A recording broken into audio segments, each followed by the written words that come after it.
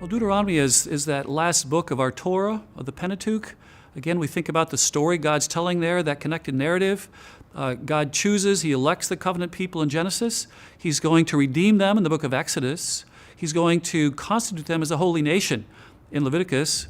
He's going to show his power and his faithfulness in that desert experience by testing and providing.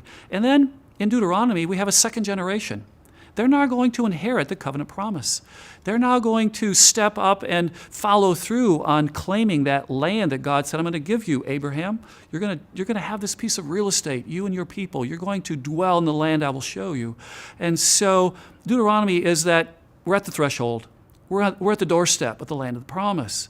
And the second generation is going to occupy that land.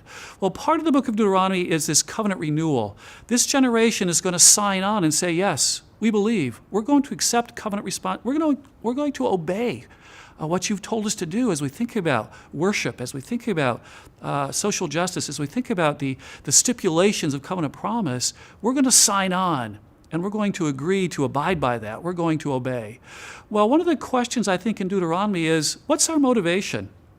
Is this just sheer determination, force of will, discipline?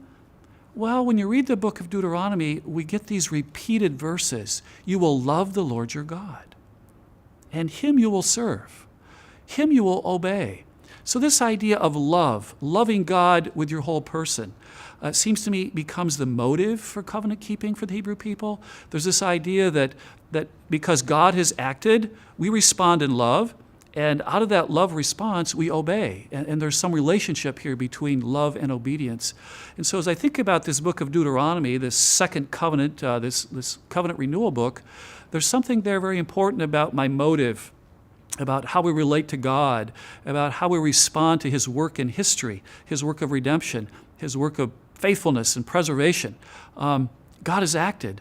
And out of that, we respond in love and we obey. Lovingly because of what God has done. And so for me, that word love and Deuteronomy get connected as I think about what God is doing by way of motive on the part of his people to respond to his good work of redemption in history.